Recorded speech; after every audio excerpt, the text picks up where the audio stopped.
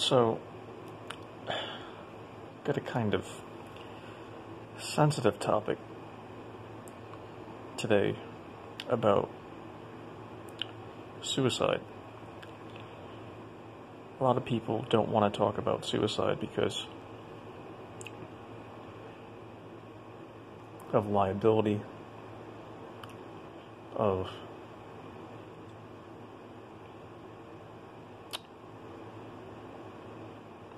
there's just a lot of blame shifting and a lot of you're cutting into the fabric of society. Essentially, you're revealing what's behind the curtain. And that's something that people don't want to see. Unless, of course, you're suicidal and you need help. And you need help, free help. Well,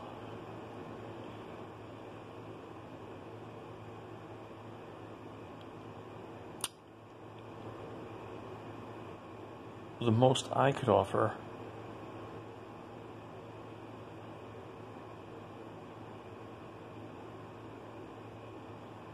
is look around you. It's not your fault. And this is coming from just some random guy on the internet who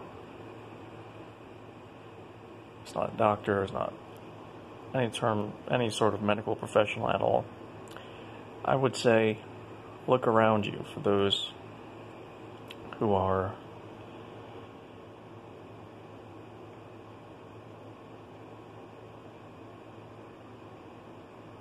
not within your best interest. And previously for those who weren't in your best interest. I would say that's your answer. It's simple, you know. I think people who want to commit suicide or think about it, it's because they're not looking around them. They're not pointing the finger where it needs to be pointed. And, this is like one more, hot coal to put on someone's back who already has enough hot coals, right? That's not what it is. They're carrying other people's hot coals. They're not carrying their own hot coals. They might not even have any hot coals of their own, okay? So, that's why people commit suicide. It's because they accept the unacceptable aspects of other people's personality, of other people's disturbances, and then they repress themselves, or they're repressed by those other people to the point where they actually accept responsibility for things that aren't their responsibility. It's like, if there's an earthquake in Japan, and I've never been to Japan, and, I'm 4 years old, or I've lived in Alaska my whole life, and I've never had anything to do with Japan, and then someone knocks on my door and says, it's your fault for what happened in Japan, and then I internalize it as my fault. I keep swallowing my disgust, and I keep saying, it's my fault, and then I have everyone around me who's repeating, it's your fault, maybe not verbally, but just through their inaction by supporting that, their implicit bias to support that person who blamed me, right? Giving that person money, attention, praise, notoriety, in whatever fashion, and to the point where, I feel secluded, right, as that person who was blamed, and that other person now feels as if they are in the right, just through the dopamine reward system of them getting positive feedback and me not getting any feedback, which is worse than negative feedback, right? When you ignore someone, it's worse than negative feedback. This is why kids throw temper tantrums, right? And their parents completely ignore them, and then they throw a temper tantrum in order to get attention, because to be ignored means death. And, even when we're not children, we're still social animals, and to be ignored, of course you have the right to ignore anyone. That's completely fine, but the way the laws are and the way that society is structured in a way that fashions those who are most corrupt, and just the way laws work. The corrupt people get to the top. The most sociopathic, psychopathic people usually often become CEOs, and of course, people who are CEOs of large mega corporate companies have to do a lot of bending of the knee to government policies and lobbyists and such, and making political campaign contributions and such. And so, this is how society is structured. So it's not so much the individual who, in my anecdote, wants to commit suicide, as much as it's that he or she doesn't understand what's going on around him or her, to the point where they're taking things personally that has nothing to do with them. And so to rally and have some sort of bond with the people would mean, oh, you have to accept that I started an earthquake in Japan in order to be my friend. It's like, no, like that wasn't you, that wasn't your fault, it wasn't your responsibility, that had nothing to do with you. It's complete non sequitur, it's completely not an argument. And for someone to make an accusation, I mean, the accusation falls upon them for them to prove something, right? You can just you can't just go around saying 2 + 2 is 1.6 million and then expect everyone else to prove you wrong. And people who don't are then morally they're just responsible, like they're responsible for not correcting you. No, I mean, not everyone's a professional math teacher, right? I mean, I'm a philosopher, so this is my gig. This is why I'm speaking out about this. But for me to go up to some random lobbyist in New York and say, well, now you have to prove this, that, or the other, it wouldn't make any sense, because they're not philosophers. And philosopher is to keep in touch with reality and to be as closely in accordance with their grip on the stranglehold of reality as much as possible. And it behooves me to mention this because I already know all the backlash that comes out from being an outspoken person, and I know it's another outspoken thing, and I know this isn't a very professionally done video, and so so it's just it's not an easy thing to do, but someone has to do it. If not, what's the point of virtue? What's the point of there's no such thing. I mean, is there any such thing as integrity? Right? I mean, you can't have integrity 110% of the time, of course, but I mean, integrity for what? For what purpose, right? On Monday I'm a thief, on Tuesday I'm not a thief, and so I'm not a thief, and it's like, well, then you have no integrity. You're either a thief or you're not a thief, right? So the virtue of integrity is a very big thing that not many people talk about, because as soon as you define integrity, you automatically reveal the vampires in the room, right? You automatically reveal the vampires in your neighborhood. You automatically reveal the inner darkness of your own personality, where there is, and if there is darkness in your own personality, which we all do. There's no one who doesn't have any darkness in their own personality. And so as soon as you define that which is wrong in the sense where you illuminate hypocrisy that most people have, you're automatically going to incur resentment for those who believe those other people who didn't have integrity in those aspects of what it is that they have done that those people believe that they wouldn't do.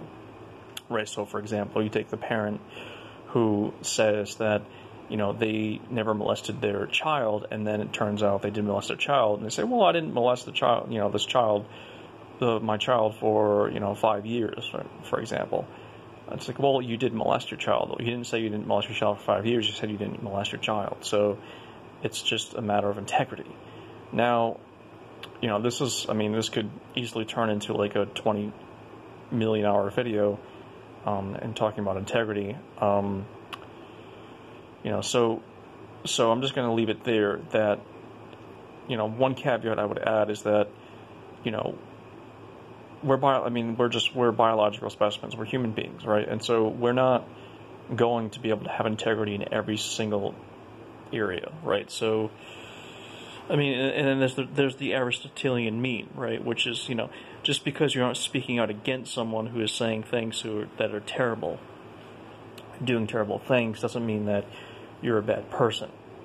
Okay, so that is something that is just, that needs to be said.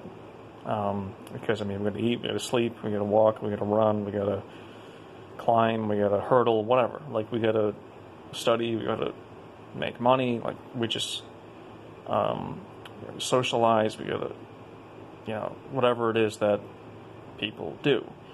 And so, in their own life outside of, speaking truth to power, or, speaking truth to like-minded people, or to, and more inconsequential people, then that takes a back seat sometimes. And so it doesn't mean you have no integrity because you're not, speaking out against something at a particular time. So, I mean, definitions are very crucial. I mean, but what I mean specifically is that there's actions that you can proactively just not do, right? I mean, to get up and punch a kid, I mean, you could easily just not do that. What I mean is that you can just not take action. You could close your eyes, you could look the other way, but instead you decide to punch your kid, right? So that is an evil. Now, for me not to speak out against that evil, if it's happening all the time around me and there's multiple people doing it, I could call 911 or DCYF or something, but if I don't call DCYF, it doesn't mean I'm evil. The whole "thou shalt not bear false witness" thing, I mean, that's a commandment, and that's a commandment that I agree with. It's just, there's only so much that you can do. There's only so much that you can do. There's only so much time in the world, and there's only so much spit that you can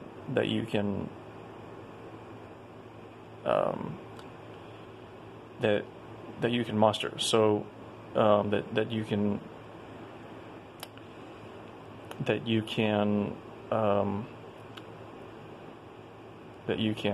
get out there. So it's not like taking on like a million things. I mean, you take on one thing and it feels like a million things. When you're doing it for a moral purpose, because 99.9% people respond to incentives, and so when they say when something bad is happening and they're doing it, they say, well, why is it that I'm doing this? And then they'll say, oh, well, is it going to make me money? Is it going to make me fame? Is it going to make me this, that? They don't say, oh, is this in accordance with my beliefs, right? Or is this going to get me, food from this kind of person or that kind of person? Like, they don't say those kinds of things. Or they do say those kinds of things. They don't say, oh, is this in line with my moral compass? Is this in line with what I believe objectively to be, morally true or morally axiomatically congruent with my behavior? Like, is this morally congruent with my behavior? And so with my intended moral goals. And so they don't ask that, of course. I mean, I'm sure I will never hear someone say that to themselves. And so that is what it is. So, people who want to morally improve the world, of course, go under the most scrutiny, because to morally improve the world, one, you're already against everybody, right? You're against everybody because everybody has accepted the world the way it is, right? And of course, don't go telling me about a tall Chinese man, because, I know there's tall Chinese men. We're talking generally. And so you're not saying anything that's new by saying there's a tall Chinese man, even though the average Chinaman is 5'7" or 5'6" or something like that. And so, I get it, there's tall Chinese men. But the thing is, though, is that I'm not talking about tall Chinese men. I'm talking about people, right? I'm not talking about tall Chinese men. I'm talking about Chinese people. I'm not talking about the 1 out of 100,000 or what have you, the 1 out of 1 million or 10 million. I'm talking about people in general. Okay, so you can point to me the exceptions, and I'll just point to you. I don't even have to point to you. Just look around you, and you can see that everyone else is not who you're talking about. So we're not talking about flagpole scenarios in order to get people to procrastinate and stagnate themselves from actually achieving anything in their own life. If you want to talk about statistics, and then it just makes no sense, right? This is what people do as attempted Achilles heel to get them to be inert and inconsequential in their life. So, I'll leave it at that. That people will want to get you to acquiesce in whatever way that they can get you to acquiesce, and beyond that, there's no point, right? There's no point, right? There's no point in virtue. There's no point in goodness, because there's no such thing as people becoming better people. They won't become better at anything. Because evil exists, evil has always existed, and then you use this argument in terms of slavery. Well, you could say that great grandparents on of some American family that was under the Muslim under Muslim rule of thumb, that were killed, right? Some white family you could say the very same thing, right? You could say, well, you were always, as white people, enslaved, and so therefore you're always going to be enslaved, right? And you're going to be killed by these Muslim thugs. You could have said that as well, but guess what? That's not necessarily the case for most of us now. And so just because something has always existed throughout your lifetime does not mean it'll always exist in the future. And so it only takes I think it's like 5 or 8% of the population to actually socially significantly change anything in the world. So that's why so many people are focused on, the internet's such a bad thing, because they're trying to get you to believe that they don't want you to reach 8%, right? They don't want you to reach 8% of the population in terms of what your effect is in the world. And so, that's why people are so hostile. These kinds of people are usually so hostile towards the internet. They're not hostile towards the internet when Hillary Clinton is, sending all these emails and such. Of course, then they're hostile that Donald Trump is white or has money, and so that's just the nature of the beast. So this is Anthony Rochester IV, and that's why I think people commit suicide. Thank you for watching.